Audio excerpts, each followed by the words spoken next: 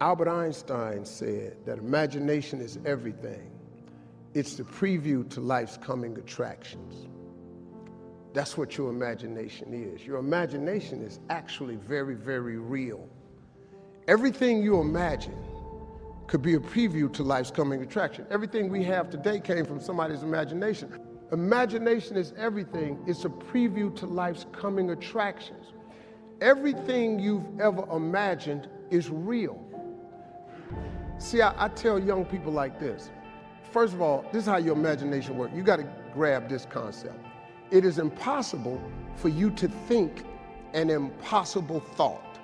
That is impossible. You can't think something that ain't possible. You ain't that smart. So if it's in your head, you got to ask yourself, how did it get there? That's God showing you a preview of a coming attraction he has for you.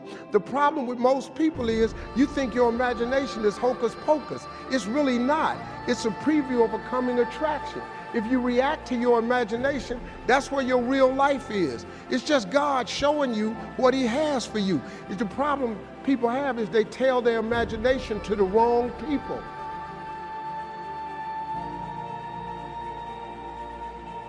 Quit waking up thinking you ain't got no say-so in your life. You have a choice in this matter. You can't stop what happened to you, but you can doggone sure do something about what happened to you. Life is 10% what happened to you, is 90% what you do about it. Somebody in your family gonna die. Somebody in here gonna get fired. Somebody here gonna get an eviction notice. Somebody gonna get laid off. Somebody company gonna close. That's life. Somebody you love gonna break up with you. That's life. Well, what you gonna do about it though? Since it's gonna happen anyway. Trust me, go home and ask God to open up your imagination and then pursue it with everything in you and watch what he do for you. Your gift is the thing that you do the absolute best with the least amount of effort. I want to tell you something that can help enrich your life. It's a sure sign from God that he ain't through with you because he wakes you up in the morning. When he's done, you won't wake up no more. But as long as you're waking up, that means he has something for you that he hasn't been able to give to you for whatever the reason. I'm going to help you get to that reason a little bit quicker. I want to tell you something that I learned that changed my life. I was reading a book one time. It had a quote in there from Albert Einstein. And Albert Einstein said, imagination is everything. It's the preview to life's coming attractions. If you think about that, that's a really, really true statement. Because everything you see in this world came from somebody's imagination. Everything. Somebody was talking on the phone one day, on that wall phone, connected to the cord, and tried to walk, and it didn't go no further. And he wanted to just go outside and get something out the car. Somebody said, you know what? I wish I could take this phone outside. Everybody in here got a cell phone. It was in somebody's imagination. Somebody imagined that. Somebody imagined everything. Somebody got tired of walking. Somebody got tired of driving cars. Somebody said, we're gonna fly. You're not finna fly. Everybody in here have been on a plane. See, your imagination is the evidence of things not seen. You know why they call it the evidence of things not seen? Your imagination, you the only one can see it. You're the only one can see it. See, so all this stuff you've been imagining was not some hocus pocus. When you imagine stuff, it's actually God showing you a preview of a coming attraction he has for you. That's what your imagination is. Why do you keep imagining yourself with a second home? Because God wants you to have a second home. Why do you keep imagining yourself in a supervisory capacity on another job? Because God really wants you to have that. Why you keep dreaming of opening a business one day? That's because that's what God really got for you. And he put it in your imagination. The problem with your imagination, though, is you tell it to the wrong people. If you want to kill a big dream, tell it to a small-minded person. You can't, oh man. Think about this in your life. How many times Have you had this really incredible idea and you took it your family and your friends? You shared it with them and they shot it down. You know why they shot it down? Because they couldn't see it. Because God didn't put it in their imagination, He put it in yours. It was your evidence of things not seen. See, all this stuff you've been imagining, you ought to start working on it. Because that's what God really got for you. Your real life is in your imagination. I'm here to tell you that. You think I'm here by accident? I'm here because He put this in my imagination when I was 10. When I was 10, He showed me I was going to be on TV. That's all I ever wanted. The assignment when I was in the 6th grade was everybody write their name on a piece of paper and write what you want to be. You know what I wrote on my paper? I want to be on TV. Now, the problem I had, though, was I used to suffer with a serious stuttering problem. I couldn't talk outside my house. I stuttered for years. I flunked out of school. I'm on my 3rd marriage. I lost everything I ever owned twice. I've been homeless and lived in a car for 3 years. But at 10, though, I wrote on a piece of paper, I want to be on TV. The fact that you couldn't see it, it wasn't for you to see. He put it in my imagination. But after 3 years of homelessness, losing everything I ever owned twice, suffering through flunking out of school, go home and cut your TV on. That little boy with the stuttering problem, he all over that TV. You can't cut your TV on. You can't cut your TV on not now day of the week and you don't see that little boy.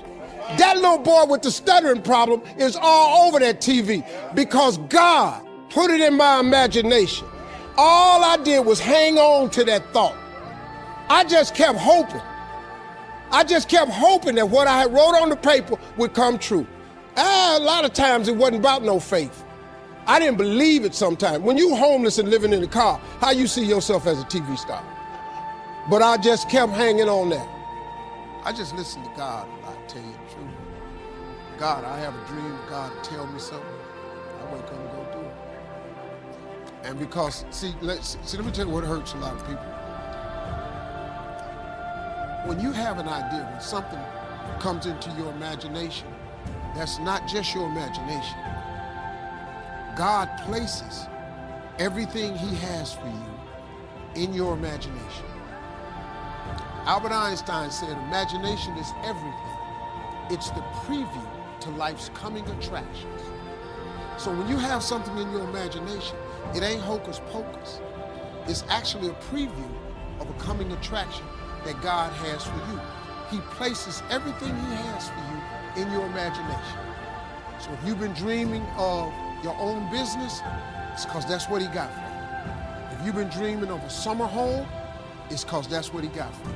If you keep dreaming of a brand new car instead of a used car, it's because that's what He got for you. He places everything He has for you in your imagination. Imagination is everything. It's the preview to life's coming attractions. Everything in your imagination is God showing you in your mind something He has for you. You just gotta, you can't tell it to everybody. Because they ain't gonna see. You know why you can't tell it to everybody? Because if you want to kill a big dream, tell it to a small-minded person. God has shown you some amazing stuff in your life that you thought was brilliant. Then you took it to your friends in your family, and you shared it with them, and they shot it down. You know why they shot it down? Because they couldn't see it. You know why they couldn't see it? Because God didn't show it to them. He showed it to you. Your imagination is real, man. So when I imagine stuff, I act on it.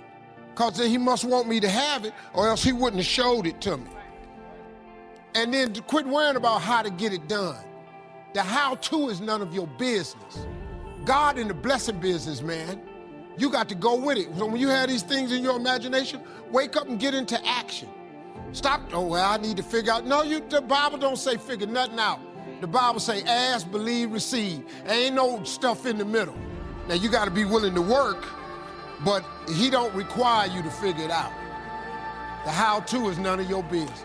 Everything you're going through is preparing you for what you asked God for. The bigger the stuff you ask God for, the greater the requirements. Now, if you don't want nothing to happen to you, quit asking for stuff. You can simplify your life right now. Quit wanting something. But I gotta tell you something though. That's a hard life, man. You know, the Bible says to whom much is given, much is required. But when you ain't got nothing, you know, where my rent coming from? That's every month. You got to figure that out. How we gonna eat? We figuring out how we gonna make these ends meet. Every month, that's hard. So I've been at every economic level there is. I've been stark, raving poor, and I've been well off. It's way better to have money. Don't let nobody fool you. I don't know what somebody done told you about money, but I've had none for an extended period of time. I mean, none. Now, you got some problems with money that you can't imagine. When you get it, you gonna have. It ain't a week go by, I don't get 2 to 3 pieces of bad news. But you know what I do? I take all that bad news with the knowledge that God must have something else for me. I live my life in expectation. Therefore, guess what? He gives me what I expect. I expect a life of abundance. You think they take this show from under me? You think I'm finna crumble? Don't even worry about Steve Harvey. Don't you know he got something else for me? Something way bigger, something way better.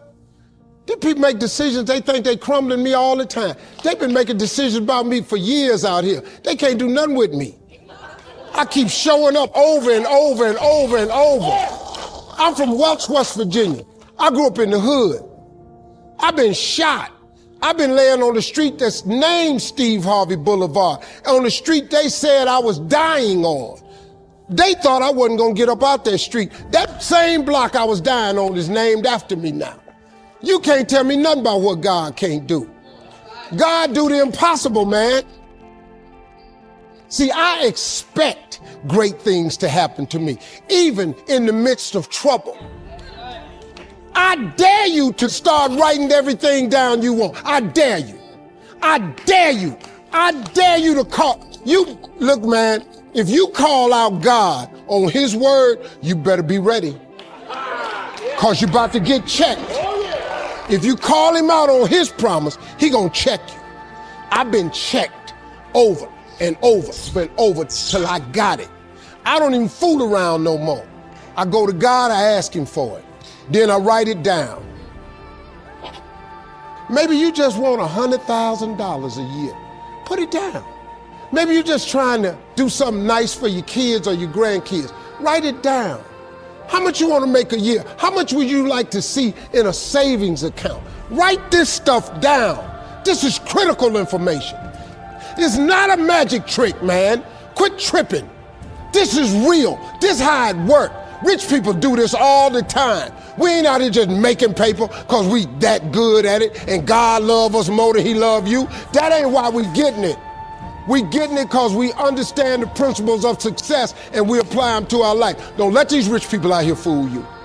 All these people out here got vision boards. They might not tell you about God, but that's their problem. I don't do nothing without mentioning him because I would be nothing without him.